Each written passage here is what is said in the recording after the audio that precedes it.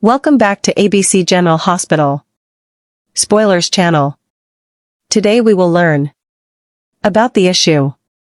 One of the most dramatic and emotionally charged storylines in General Hospital is unfolding before our eyes. And it's a tale of betrayal, redemption, love, and desperate measures to protect the innocent. The story we're about to explore involves Willow, a character who has endured more heartbreak than most can bear, and Drew, a man determined to right the wrongs against the woman he once loved. This is a narrative that will shake the very foundations of Port Charles and leave viewers on the edge of their seats wondering what will happen next. The breakup before the storm. Before Willow's world came crashing down, before she found herself behind bars facing charges for a crime she didn't commit, Drew and Willow had reached a critical crossroads in their relationship. They made the painful decision to end their romantic involvement and break up. This wasn't a decision made in anger or passion, but rather a mutual acknowledgement that their relationship had reached an impasse. Whatever the reasons for their separation, the timing was tragic. Because just when they thought they could move forward separately, fate would intervene in the most devastating way possible.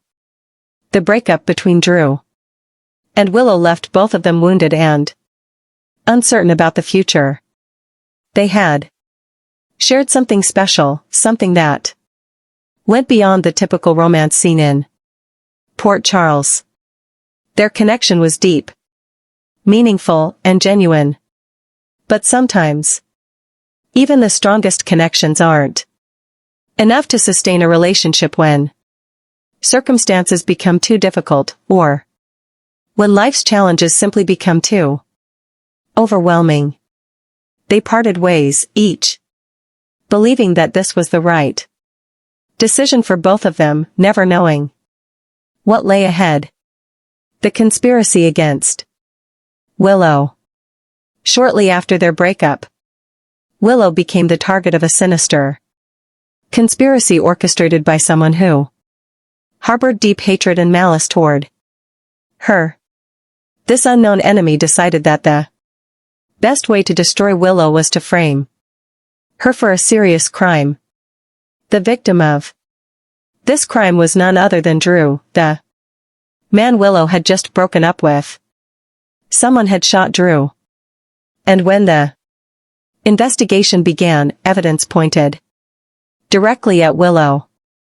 But this evidence was planted, carefully constructed to make Willow look guilty of a crime she never committed. The weapon used in the shooting was placed in Elizabeth's house, creating a trail of false evidence that seemed to implicate Willow. The conspiracy was elaborate and well planned, showing that whoever orchestrated this had significant resources and intimate knowledge of both Drew and Willow's lives. The perpetrator knew exactly what they were doing, and they executed their plan with frightening precision. They wanted to destroy Willow, to lock her away, and throw away the key. And they were willing to use anyone, including Drew, to accomplish their goal. When the authorities discovered the gun in Elizabeth's house, it didn't take long before Willow was arrested and charged with attempted murder or assault. The legal system, as flawed as it sometimes is, moved forward based on the evidence presented. Willow found herself in custody, facing serious criminal charges that could result in years of imprisonment. She was transported to jail, stripped of her freedom, and forced to confront the reality that her life had just been irrevocably altered. by someone else's malicious actions. The truth behind prison walls. While Willow sat in her jail cell trying to process the nightmare her life had become, she discovered something that would change everything once again. She realized that she was pregnant. This wasn't just any pregnancy. This was unexpected, shocking, and came at the absolute worst possible time. Willow was carrying a child while imprisoned, facing charges for a crime she didn't commit, with her future completely uncertain. The realization of her condition must have been overwhelming, filled with fear, anxiety, and a desperate sense of helplessness. The more pressing question for Willow was the identity of the father. She knew immediately who the father was, Drew. Despite their recent breakup, despite the fact that they had decided to go their separate ways, Drew was the father of the child growing inside her.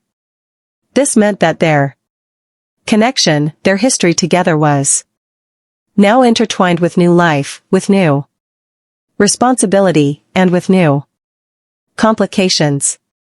Willow had to come to terms with the fact that even though she and Drew were no longer together, they would always be connected through this child. Carrying a child while imprisoned is an incredibly difficult and dangerous situation. The physical stress on Willow's body would be immense, compounded by the mental and emotional anguish of her current circumstances. The prison environment is not conducive to a healthy pregnancy. The food might not be nutritious enough. The medical care might be inadequate, and the stress levels are extraordinarily high. Willow would be forced to endure morning sickness, fatigue, and all the other symptoms of pregnancy while confined to a cell, wearing prison clothes, and living under prison rules. The thought of bringing a child into the world under these circumstances was terrifying. The emotional reunion in prison. When Drew learned that Willow was imprisoned on charges related to his shooting, he was shocked and deeply concerned. He immediately made arrangements to visit her in jail. When he arrived at the prison and was finally allowed to see her, the emotions in that room must have been overwhelming. They hadn't seen each other since their breakup, and now they were being reunited under the worst possible circumstances, separated by prison barriers and the weight of unresolved feelings. During that prison visit, Willow made the decision to tell Drew about her pregnancy. She had to tell him he deserved to know that he was going to be a father. She revealed to him that she was carrying his child. That despite their breakup, life had given them a new bond, a new reason to be connected. The moment she told him must have been intensely emotional for both of them. For Drew, it meant that there was now a child to consider, a responsibility that extended far beyond his concern for Willow herself. He wasn't just fighting to free Willow anymore. He was fighting to protect an unborn child, his child. Drew's concern for Willow's well-being became even more acute when he realized she was pregnant. He understood the dangers she faced. He knew that pregnancy while in prison could lead to serious health complications for both mother and child. He knew that the stress alone could cause harm. He began to fully comprehend the gravity of the situation, not just as it related to Willow's wrongful imprisonment, but as it related to the vulnerable life developing inside her.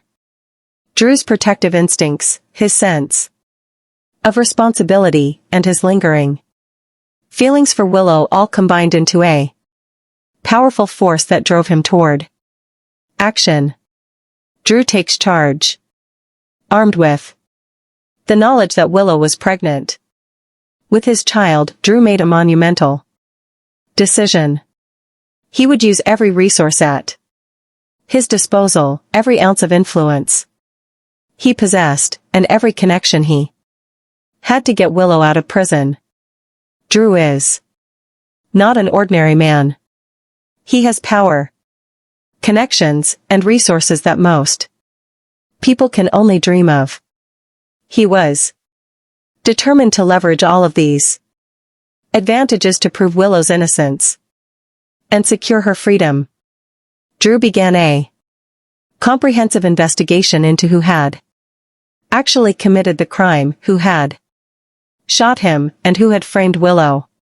He couldn't accept that the woman he had once loved, the woman who is now carrying his unborn child, would spend her pregnancy and the early years of parenthood behind bars for a crime she didn't commit.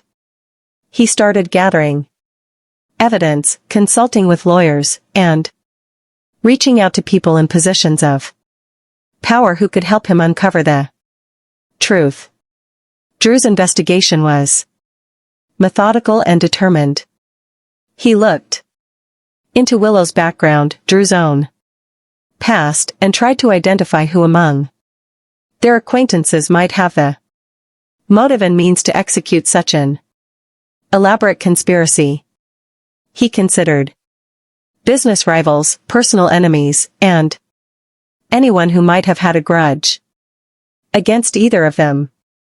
Every lead was pursued, every clue was examined, and every possibility was considered.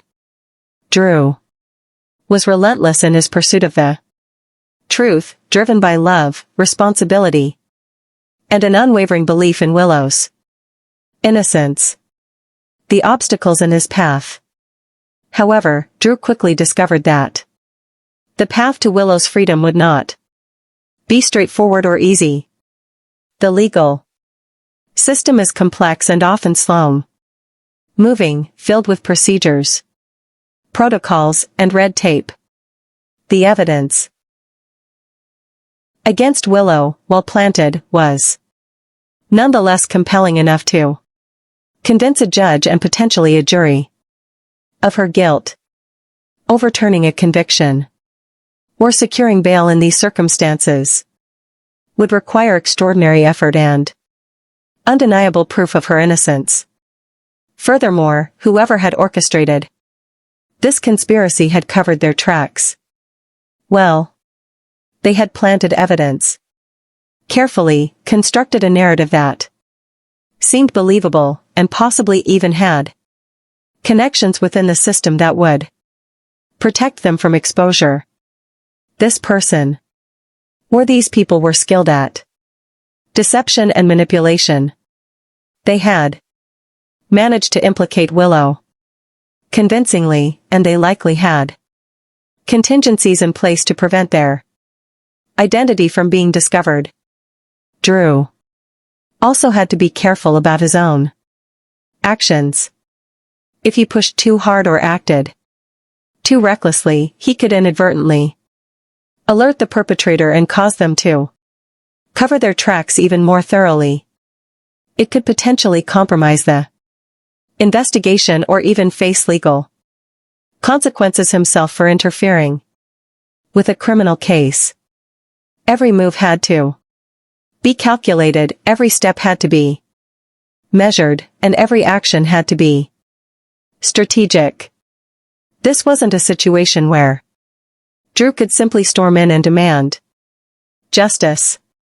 He had to be intelligent, resourceful, and cunning.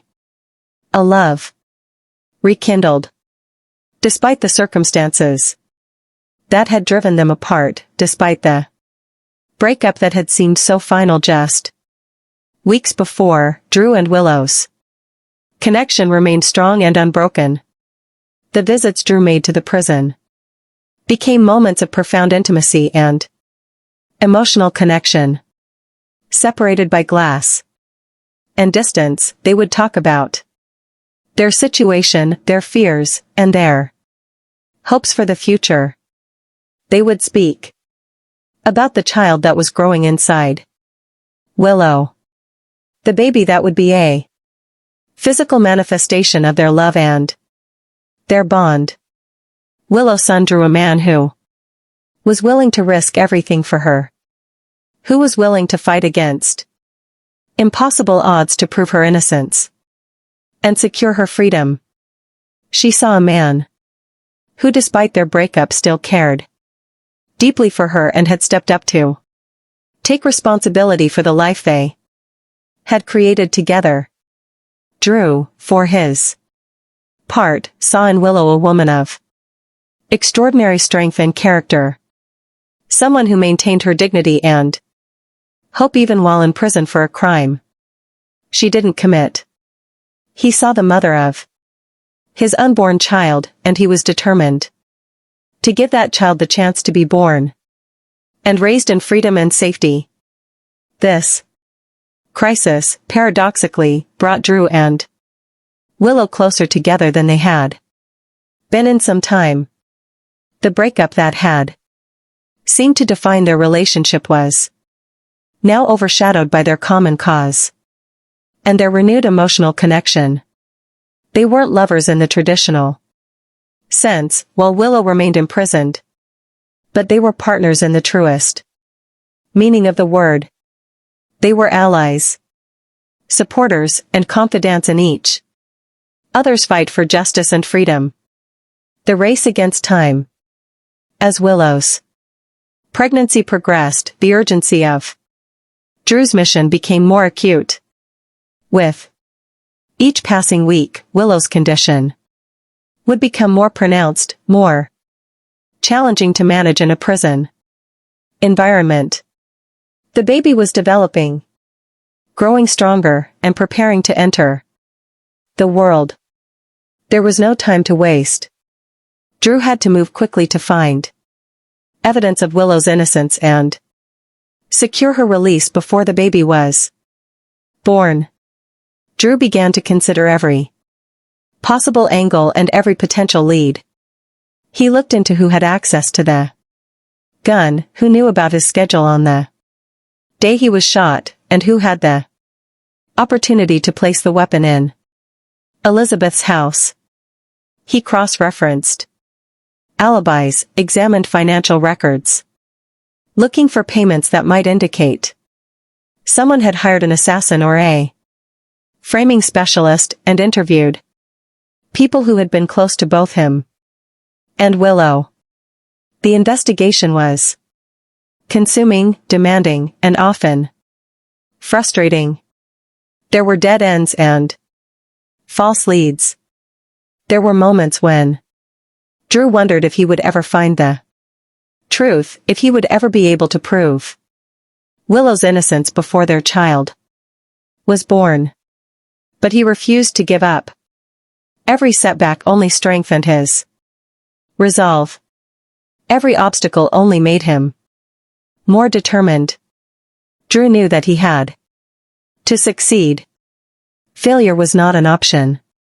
When the life and freedom of the woman he loved and the future of his unborn child were at stake, the unfolding of truth. As Drew's investigation continued to deepen, cracks began to appear in the facade that had been constructed to frame Willow. Evidence that seemed airtight upon initial examination began to show signs of tampering. Witnesses who had provided statements began to reconsider their accounts or admit to pressure they had been under when giving their testimonies. The narrative that had been built against Willow began to crumble under scrutiny. Drew was getting closer to the truth. He could feel it. Every interview led to another interview. Every clue led to another clue. And the web of conspiracy was becoming more and more visible. Someone in Port Charles, someone with knowledge, resources, and motive, had orchestrated Willow's downfall, and Drew was determined to expose them no matter what it took. A promise for tomorrow.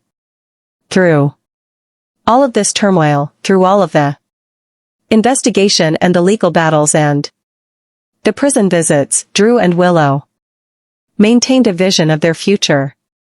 They talked about the baby, about what they would name him or her, about the kind of parent they wanted to be, about the family they wanted to build. They made promises to each other, not necessarily romantic promises, but promises of partnership, of commitment to their child, and of unwavering support through the challenges ahead.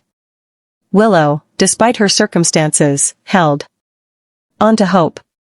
She believed that Drew would find the truth, that he would prove her innocence, and that she would be freed before or soon after the birth of their child. She believed that despite their breakup, despite all of the complications and challenges, they would emerge from this crisis stronger, more committed to their child's well-being, and ready to build a new kind of relationship based on love, respect, and shared responsibility. Drew too held on to this vision. He believed that justice would prevail, that the truth would be revealed, and that Willow would walk free. He believed that they would have the chance to raise their child together, to give that child a life filled with love and security. He believed that out of this darkness, out of this conspiracy and injustice would emerge something beautiful and meaningful. The impact on Port Charles. The unfolding story of Willow Andrew has sent shockwaves through Port Charles. The community is divided, with some believing in Willow's guilt and others supporting her innocence. Friends and family members of both Drew and Willow have been forced to take sides or navigate the complicated emotional terrain of remaining neutral. The conspiracy against Willow has exposed vulnerabilities in the justice system and raised questions about due process and the dangers of circumstantial evidence. Other characters in Port Charles have become involved in the investigation in various ways. Some have provided information to Drew. Some have attempted to help from behind the scenes, and some have inadvertently become entangled in the web of conspiracy. The ripple effects of this single crime and the frame-up that followed have touched many lives and forced many people to reconsider their assumptions about their friends and loved ones. What lies ahead? As this storyline continues to unfold, viewers of General Hospital are on the edge of their seats, wondering what will happen next. Will Drew find the evidence needed to prove Willow's innocence? Will she be freed before the baby is born? Who is the true culprit behind this conspiracy?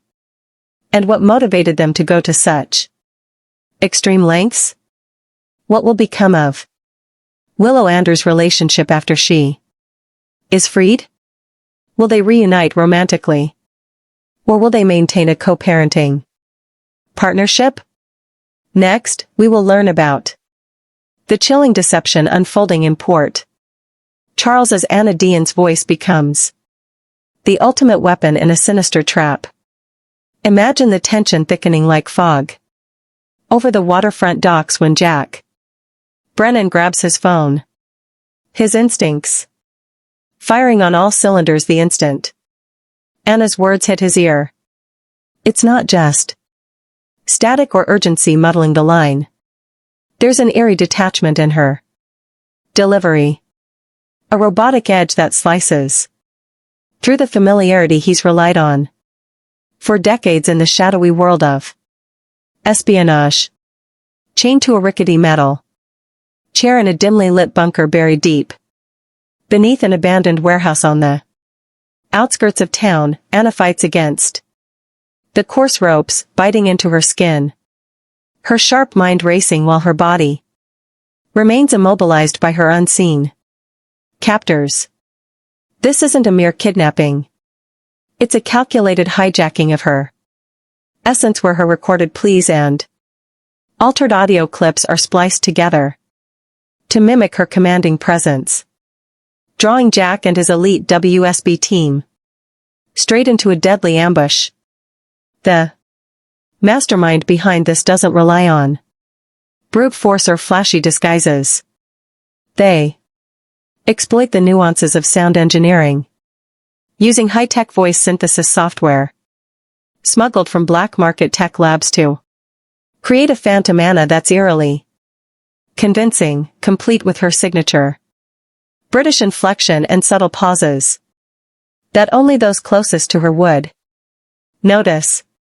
As Jack paces his dimly lit office, replaying the message on loop, he dismisses the faint digital artifacts as interference from a secure line, blind to how this auditory illusion is steering him toward a rigged explosion, sight disguised as a routine extraction point. What elevates this plot to nightmare territory is the psychological warfare at its core. Anna's voice, once a beacon of unyielding truth in the chaos of international intrigue, now serves as the bait that erodes the foundations of loyalty she's built with Jack over countless missions. From dismantling arms deals in Eastern Europe to outmaneuvering rogue agents in the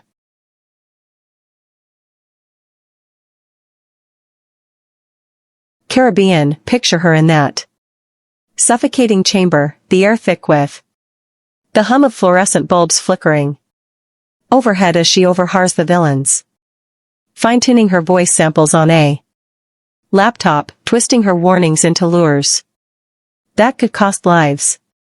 This violation runs deeper than physical captivity.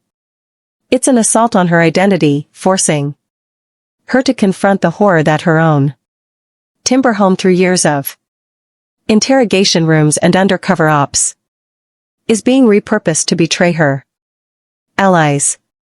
On the flip side, Jack's unwavering faith in Anna stems from their shared history, late-night strategy sessions where her counsel pulled him from the brink of disaster, forging a bond that blinds him to the forgery.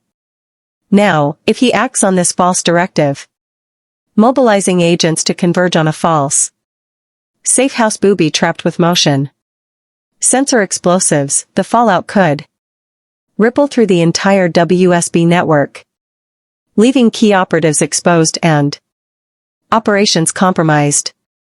But the danger doesn't stop at Jack. This insidious scheme has the potential to ensnare the younger generation in Port Charles, pulling in Jocelyn Jacks with a fabricated tip about her family's safety that sounds just like Anna's protective tone from past alliances. Jocelyn, already navigating her own web of romantic entanglements and college ambitions, might rush to alert Dex only to lead him into a secondary trap involving rigged vehicles on the highway leading out of town. Even the ever-suspicious Austin Hull, with his medical expertise and street-smart instincts, could fall prey if a voicemail mimics Anna's urgency about a medical emergency tied to his family's secrets, diverting him from uncovering the real plot. And let's not overlook Sonny Corinthos, the kingpin whose radar for deceit is legendary, yet even he might second-guess his gut if Anna's voice delivers a coded warning about an impending hit on his territory. subtly altered to point him toward a decoy warehouse packed with undercover feds posing as rivals. Sonny's world built on layers of protection rackets and hidden alliances thrives on information supremacy.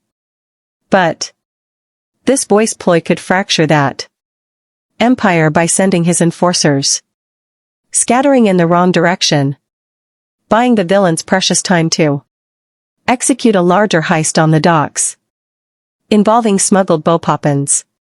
The genius, or sheer malevolence of this storyline, lies in its understated execution.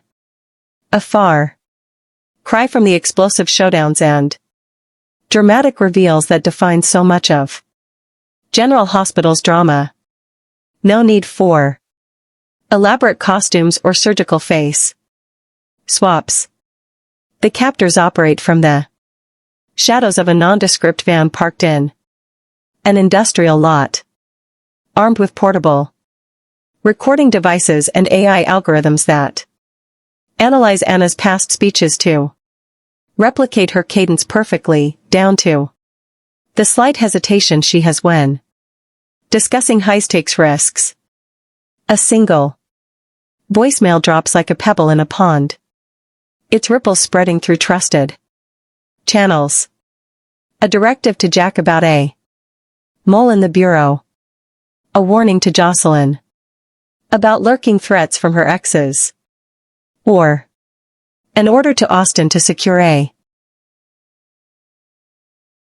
mysterious artifact linked to his late uncle. Each recipient bound by years of deference to Anna's judgment becomes an unwitting pawn advancing the villain's agenda without a shot fired. This subtlety mirrors real-world cyber espionage tactics where audio deep fakes have duped executives into multi-million dollar transfers. But in Port Charles, it amplifies the soap's theme of fractured trust amid glamour and grit. Jack's immediate response will be swift and decisive, rallying his team for what he believes is a legitimate op. His loyalty to Anna overriding the faint dissonance he senses after all. She's the one who once saved his life during a botched raid in Berlin, pulling him from rubble with her in Arkham. Her circle of allies from longtime confidants like Robert Scorpio to newer players like Felicia echoes that devotion, making them prime targets for this voice-based deception that press on emotional ties rather than physical barriers. The trap springs not with alarms or guards, but with the comfort of recognition of familiar accent cutting through the noise, lulling everyone into complacency until it's too late. General Hospital has long excelled at identity crisis. From plastic surgery swaps that turned enemies into doppelgangers to amnesia, arcs that rewrote loyalties overnight. But this vocal hijacking introduces a fresh layer of terror, transforming personal authenticity into exploitable flaw.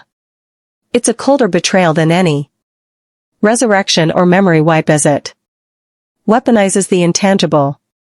The sound of a friend's voice carrying lethal intent, forcing characters to question every communication in an era of instant connectivity.